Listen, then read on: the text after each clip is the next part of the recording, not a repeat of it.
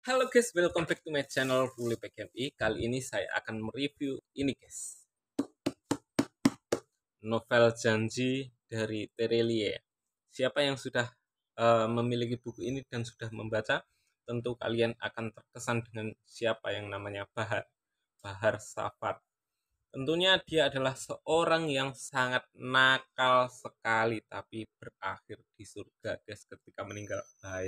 Bayangkan, bagaimanakah sepak terjang seorang Bahar ada di buku ini. Baik, saya di sini akan mereview novel Janji dari Terelie guys ya. Ini berjudul Janji.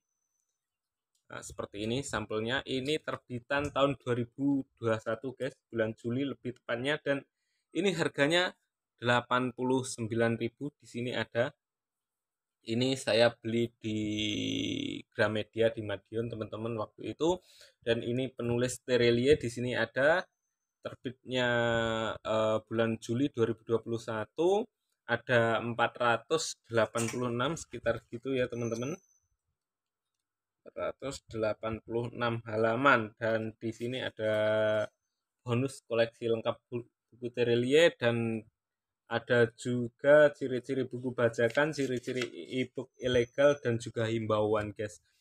Dan di sini di buku Janji ini menceritakan sosok Bahar teman-teman. Bahar ini adalah sosok anak yang kecil, dulunya itu orang tuanya meninggal sudah, dan dia tinggal dengan neneknya. Karena ia memiliki perangai yang sangat nakal, maka dikirimlah si Bahar ini ke tempat pondok guys, atau sekolah agama kalau di sini, tapi saya menyebutnya dengan pondok.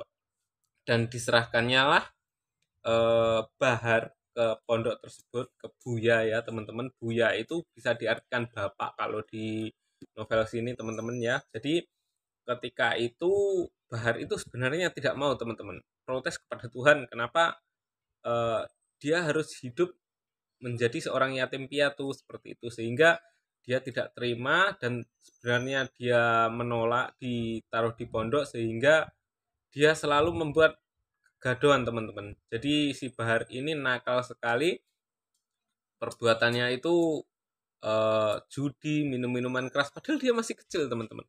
Suatu ketika di bulan Ramadan, si Bahar ini pulangnya itu waktu sahur gitu ya teman-teman, menyalakan dor-doran atau apa ya, menyalakan kembang api gitu aja lah ya, lupa saya namanya. Itu secara tidak sengaja menyambar pondok, dan pondok itu terbakar, dan sayangnya di situ itu ada seorang anak di dalam yang tidak bisa keluar, sehingga anak tersebut terbakar teman-teman, sehingga anak tersebut tewas. Lalu Bahar menemui Buya, apakah dengan berbuat seperti itu Bahar akan dikeluarkan dari pondok, dan pada akhirnya Buya mengiyakan dengan memberikan 5 janji untuk Bahar, agar menjadi pedoman hidup berikutnya. Setelah Bahar mau berjanji, maka ia akan dilepaskan dari pondok tersebut. Dan kembali ke kisah buku ini, di sini ada 3 sosok, 3 trio nakal yang berselang 40 tahun setelah Bahar. Jadi ketika Buya meninggal, anaknya Buya tersebut menjadi Buya berikutnya teman-teman. Dan ada wasiat dari ayahnya Buya tersebut, bahwasanya ayah Buya menugaskan anaknya tersebut yang saat ini menjadi Buya agar mencari si Bahar, karena Buya bermimpi bahwa ia dijemput oleh Bahar mengendarai mobil terbang yang mewah teman-teman, sedangkan itu adalah di padang pasir yang sangat gersang seperti itu. Dan selang 40 tahun trio nakal itu ada Bakso, Baharudin, dan juga siapa ya, Aliau. Bakso, Kaharudin, dan juga Hasan teman-teman. Di sini Hasan ini adalah yang paling cerdas di antara ketiga teman tersebut, tapi sama saja nakalnya. Dan ketiga teman tersebut sama seperti Bahar teman-teman, ingin keluar dari sekolah agama atau pondok, Sehingga suatu ketika ada seorang pejabat yang ingin meminta dukungan ke Buya dan datang ke pondok. Secara sengaja ketiga trio ini membuat masalah dengan cara memasukkan garam di dalam teh sehingga tehnya terasa asin, tapi pejabat tersebut tidak eh, bilang bahwa teh itu asin. Tapi Buya tahu dengan adanya semut-semut yang berjalan di tangan tiga trio nakal ini. Selanjutnya tiga anak tersebut diberikan tugas Buya agar mencari Bahar agar ia bisa dikeluarkan di sekolah tersebut, di sekolah agama tersebut. Sehingga dengan senang hati ketiga trio ini berangkat mencari Bahar dengan diberikan modal petunjuk dan juga uang saku dari Buya, teman-teman. Dan ketika itu pertama kali tempat tujuannya adalah di rumah neneknya Bahar dan tentu saja di sana tidak menemukan apa-apa. Selanjutnya tiga trio ini ditemukan dengan beberapa orang yang akan menceritakan sepak terjang si Bahar Safar itu. Yang pertama adalah Bos Acong, yang kedua adalah Pak Asep, Mas Puji, Mansur, Muhib, Pak Budi, dan juga Pak Sueb sebagai orang terakhir, persinggahan terakhir Bahar di masa hidupnya. Dan di masa hidup Bahar itu memang sangat masih nakal, teman-teman, suka mabuk-mabukan, suka judi dan lain sebagainya, tapi dia eh, memiliki perilaku yang sangat baik, teman-teman. Dia pernah tidur di pasar, di rumah dendeng, dan di penjara juga, terus di tambang, dan yang terakhir ada lagi dia di pertigaan itu menyewa toko sehingga dia menikah dengan Delima.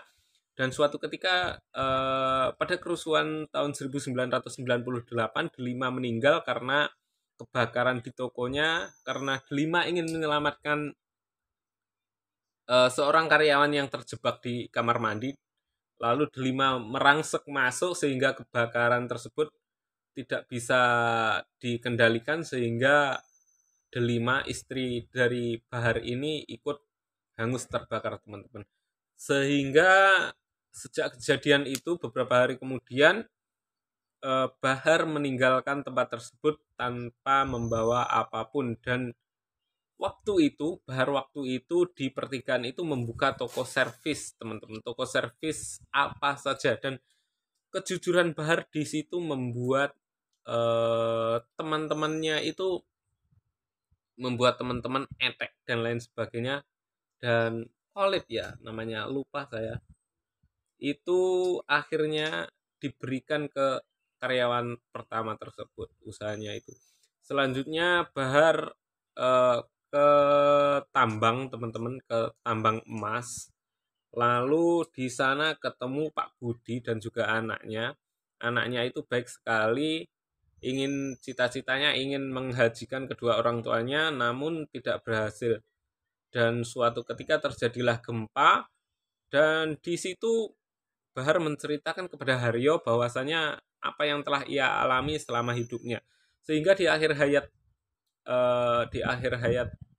Haryo apa siapa itu temannya itu, lupa saya, itu dia mendapatkan petuah dari temannya tersebut sebelum meninggal, sehingga tobatlah si Bahar tersebut. Dan selang beberapa hari Bahar meninggalkan kota tersebut dan beralih ke kota, dan dia jatuh cinta kepada salah satu tempat. Dan di situ ia pertama kali bertemu dengan Pak Sueb di dalam masjid ketika sholat asar. Dan suatu ketika, enggak suatu ketika, tapi saat itu Bahar menjadi imam secara tidak sengaja, dan makmumnya adalah Pak Sueb dan satu orang. Dan dari situlah Bahar mulai berbincang-bincang dan akan dijadikan imam di masjid tersebut. Tak berselang lama Bahar menanyakan kontrakan di sekitar situ untuknya usaha, dan dimulailah usahanya adalah warung makan Delima, teman-teman. Delima diambil dari istrinya tersebut. seperti yang kita tahu di buku ini, orang tua Delima juga pernah membuka usaha dengan nama Toko Mas Delima, teman-teman. Dan dimulailah ini sepak terjang Bahar yang terakhir di tempat ini 7 tahun. Akhirnya dia menuliskan surat bahwasanya ia akan haji, teman-teman. Ia akan haji dan dia menulis surat ke Pak Budi.